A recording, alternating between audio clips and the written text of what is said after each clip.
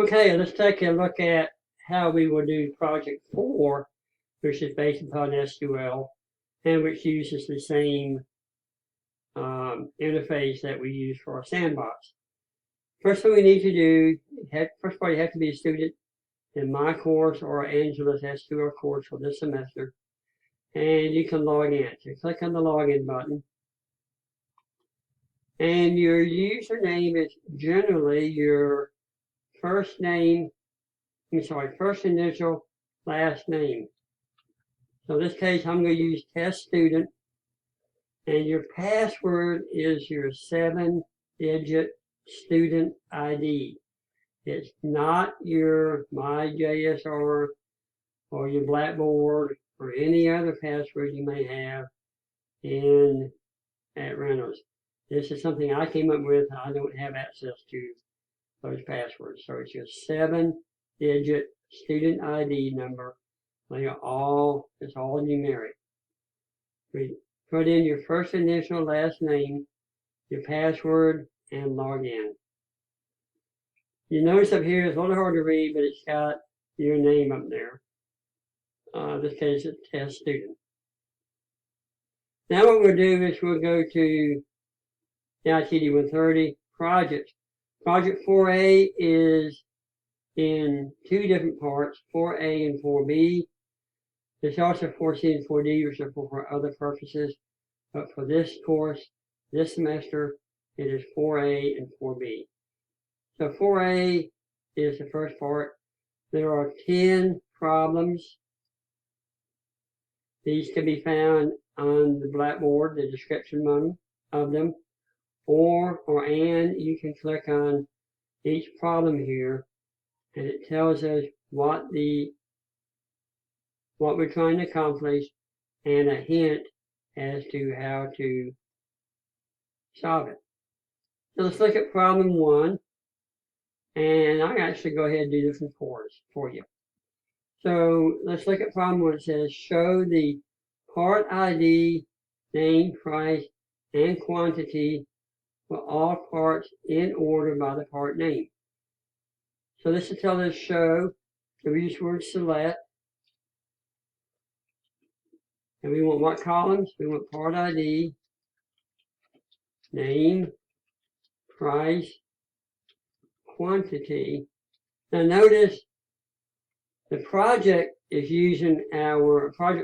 using our ERD from project 3. This is our sales order project. Then we had sales orders, customers, parts, shipments. So we're using that ERD for this. So select those 4 columns from where? Part table, order by name. Actually, we have select, part ID, name, price, and quantity. Then we separate them with commas.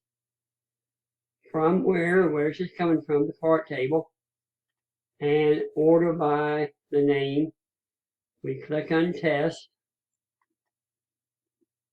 And it shows us what we should have received and what we actually got. So this is the answer, and this is what this SQL gave us.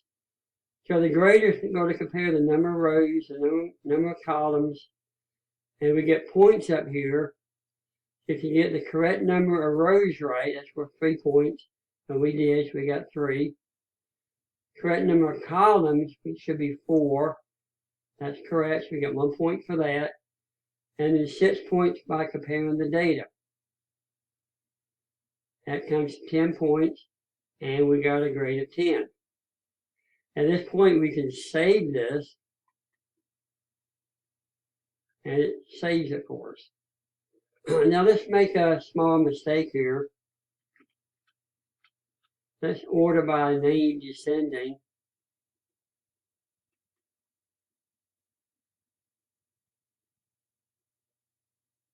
We will run our test.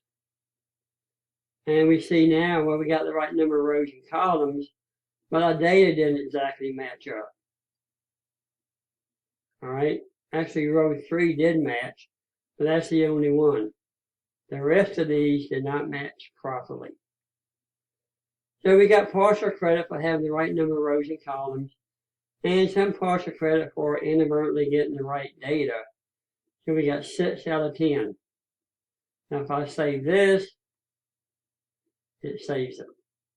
Now I can come to my summary page over here, click on summary, and this says for problem 1, the value was 10, I got 6 over here. My total for the project is 6 out of a possible 100. The rest of these are missing. And at some point I can submit my project. Don't want to do it now. I'm going to go ahead and click on this. It says, do you want to save it? Actually, I don't. Once I click OK, I can no longer save it again. So be careful doing this. We hit cancel, go back to problem number 1, take off my DESC here, run the test again.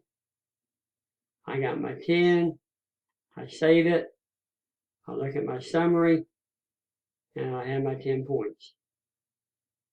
Again, I'm not going to save it yet until I get all 10 of these done. Click on problem 2, and I can continue there. Now I won't do the rest of these for you. These are on your own. As you can see at the summary here, you will know your grade before I know your grade. So all you need to do is click on submit your project and OK it. And when you're done, at that point, your project is submitted and it's mine. And I will enter your grade in Blackboard. It does not enter the grade automatically for you because this grade is not connected to Blackboard. So that's how we use the grader. Hope you enjoy it, and good luck to you.